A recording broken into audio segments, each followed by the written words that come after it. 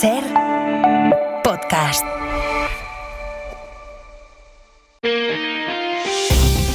Las 8 de Hoy por Hoy en Ser Podcast. Hola, muy buenos días y antes que nada, feliz Día de la Radio, aunque bueno, para nosotros y para ustedes el Día de la Radio es todos los días que ustedes encienden el transistor, le dan a la aplicación o le piden a Alexa que ponga la radio.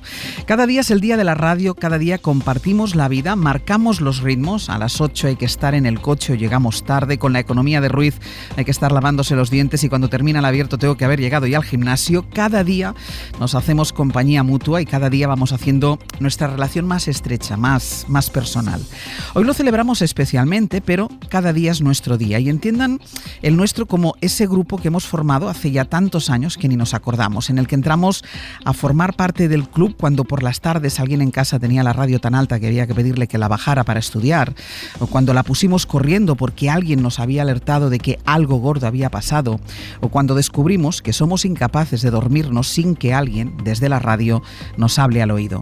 La radio siempre está y ustedes, los oyentes, siempre están. Hoy lo vamos a celebrar juntos. Hoy vamos a abrir las puertas de este estudio para que pasen y escuchen. Bueno, y vean, aunque la radio siempre ha estado para escuchar y ahora se nos vea demasiado. Y si hoy toca celebrar, vamos a aprovechar para reivindicar la radio, para reivindicar un medio en el que todavía se puede hablar y sobre todo escuchar, porque de eso van las relaciones humanas. Escuchemos a todos, al que piensa igual y especialmente al que piensa diferente. Hagámonos preguntas, seamos curiosos, utilicemos este medio tan fantástico para ponerle una sordina al ruido, contemos las historias de la gente, contemos la vida con todos sus recovecos, pensemos, seamos críticos, divirtámonos, riamos, lloremos, pero hagamos todo esto juntos, ustedes y nosotros. Y aunque algún día nos enfademos y queramos cortar esta relación, pensemos siempre en lo maravillosas que son las reconciliaciones. Nosotros siempre estaremos aquí y yo sé que ustedes siempre están ahí. Àngels Barceló, Día Mundial de la Radio. Ser Podcast. Y ahora lo que toca es hablar de actualidad y eso en estos días implica hablar de Donald Trump.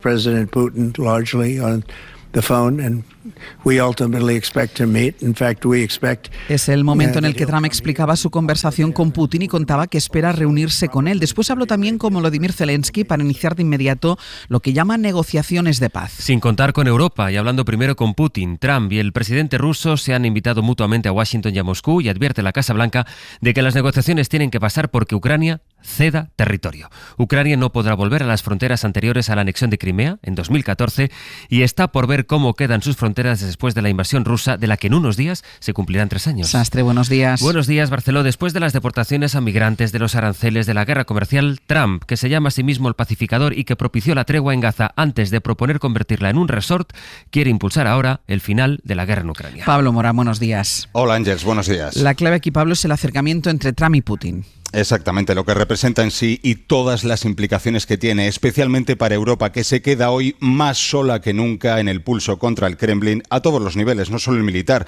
y en los esfuerzos para aislarla. No era un misterio que hay sintonía entre Trump y Putin, viene de antes de su primer mandato y se habían cruzado halagos en público, pero la escenificación del acercamiento habla por sí sola. En pocos meses hemos pasado de esto, de un presidente que consideraba a Putin un dictador, a esto otro. I think I can say with great confidence he wants to see it ended also. A un presidente que confía en Putin, en su palabra, y que está dispuesto a colaborar con él no solo para poner fin a la guerra de Ucrania. La hora y media de charla que mantuvieron ayer dio para mucho más, de Oriente Medio a la cooperación económica. Ambos coincidieron en que es el momento de trabajar juntos, según detallaba el portavoz del Kremlin. Quieren ponerlo en práctica ya. Se han cruzado invitaciones para visitas oficiales y han hablado de verse pronto, quizás en Arabia Saudí, tal y como aseguró Donald Trump. Y la otra parte, Pablo, es Ucrania, que depende del apoyo de Washington y que ve cómo su principal aliado le está pidiendo que asuma que tendrá que ceder territorio y que se olvide de ingresar en la OTAN. Es otra muestra de ese acercamiento y un vuelco total a la estrategia de Occidente frente a la invasión rusa de Ucrania. Para poner fin a esta guerra, Trump está dispuesto a dar a Putin el pleno al 15, casi todo lo que exigía al inicio de su agresión. Para empezar, esa cesión de territorio invadido a Ucrania. Estados Unidos no cree realista que puedan volver a tener las fronteras previas a 2014, cuando Putin invadió Crimea. Eso es improbable, respondía anoche Trump. Y no solo eso, de momento Estados Unidos no ofrece nada a cambio a Ucrania, ninguna garantía de seguridad para que Putin no vuelva a atacar en el futuro, al menos hasta valorar lo que puede ofrecer ofrecer Zelensky a cambio, que son sus recursos naturales, pero se puede ir olvidando ya de su gran objetivo, la entrada en la OTAN. Trump simplemente no lo ve práctico, borrando de un plumazo el compromiso de la OTAN de que ese camino de ingreso de Ucrania era irreversible. Todo esto se han comprometido a concretarlo en unas negociaciones que empiezan ya. Zelensky se verá con el presidente J.D. Vance el viernes en la conferencia de seguridad de Múnich. Anoche la Comisión Europea hizo llegar un comunicado en el que se comprometen a mantener la independencia de Ucrania, su soberanía y, más importante aún, su integridad territorial. Mantiene, por tanto, su posición basada en la premisa de que ceder territorio a Rusia ahora significará acabar aceptando que invadir un país funciona para anexionar parte de su territorio. Esto decía Álvarez. No se puede decidir nada sobre Ucrania sin Ucrania. Y no se puede decidir nada sobre la seguridad europea, y la agresión rusa a Ucrania afecta claramente a la seguridad europea sin Europa.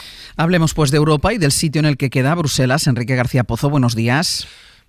¿Qué tal? Buenos días. Con el plan de Trump para Gaza, Europa ha sido muy cauta y ha tardado mucho en reaccionar, pero con este plan para Ucrania, que vuelve a marginar a la Unión Europea, Bruselas pareció responder anoche con más decisión. Otra cosa es que vaya a tener efecto. Sí, la noticia llegaba cuando los ministros de Exteriores de Alemania, Francia y Polonia, el conocido Triángulo de Weimar, se reunían en París con sus homólogos de Exteriores de Italia, España y el Reino Unido para debatir los retos de la defensa europea y la respuesta comunitaria a la nueva fase de la guerra. De ahí que estos 6 países y la propia Unión Europea firmaran una declaración bajo el nombre de Declaración de Weimar Plus, que publicaban pasada la medianoche con 3 claves. La independencia e integridad de Ucrania son irrenunciables. Ucrania debe tener garantías de seguridad sólidas y en cualquier negociación Europa debe tener un papel central. Este movimiento de Donald Trump deja a Bruselas al margen de las negociaciones y prácticamente sola en la defensa de que las conversaciones de paz no deben excluir a Kiev. La misma idea que han repetido varias fuentes en Bruselas en las últimas semanas. Una mala paz para Ucrania será un problema para Europa y una amenaza futura para su seguridad. De ahí la importancia de la reunión que comienza a partir de esta hora aquí en Bruselas, reunión de los ministros de defensa de la OTAN, en la que se evidenciará ya sí la enorme fractura entre el aliado más importante de Estados Unidos y al menos la mayoría de estados europeos. Enrique, Pablo, gracias.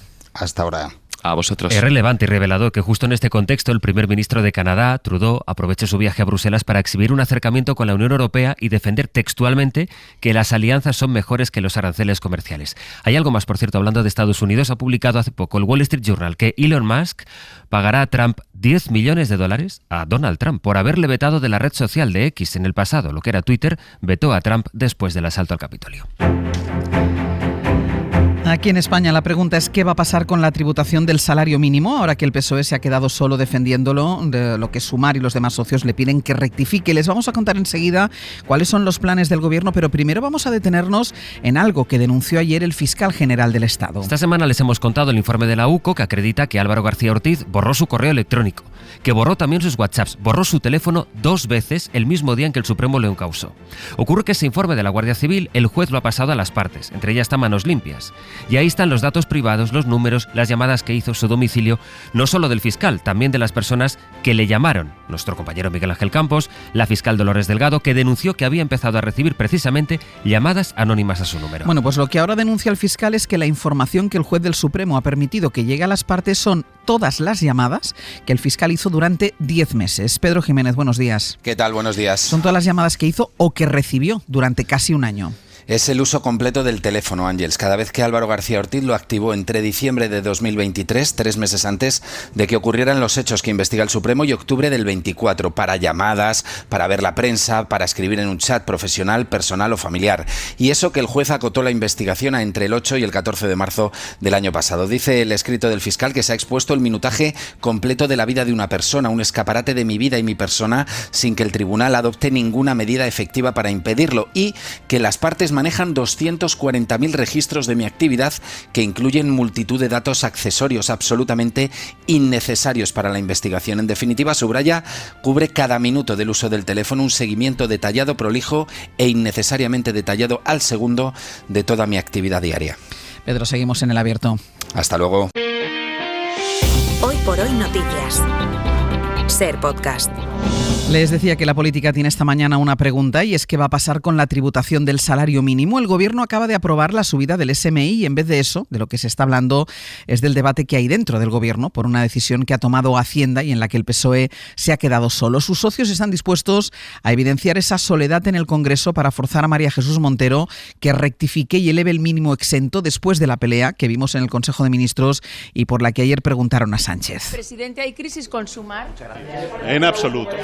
En absoluto. Sánchez niega una crisis que todos hemos podido ver y Hacienda de momento se resiste a rectificar. Guillermo Lerma, buenos días. ¿Qué tal? Buenos días, Ángels. Pero asumen en el PSOE que será difícil llevar este pulso hasta el final cuando el gobierno necesita apoyos para sacar adelante todo lo demás, incluidos los presupuestos. Sí, la Moncloa reconoce que en este asunto no tiene la sartén por el mango y admite que si alguno de los socios pone la tributación del salario mínimo como condición para aprobar otras cosas, tendrá que negociar, pero eso, dicen, es un futurible y en este momento la orden en el PSOE es aguantar la presión que llega desde todos los flancos y defender la postura de Hacienda frente a la mayoría de grupos que piden rectificar. También algunas voces internas reclaman llegar a un acuerdo lo antes posible. En el ala socialista lo que trasladan es que a instancias del Ejecutivo no se va a modificar el mínimo exento del IRPF, consideran que es lo correcto, así lo repiten las fuentes consultadas, que aseguran que su posición es firme y que lo que toca ahora es hacer pedagogía. Ayer Sánchez y Yolanda Díaz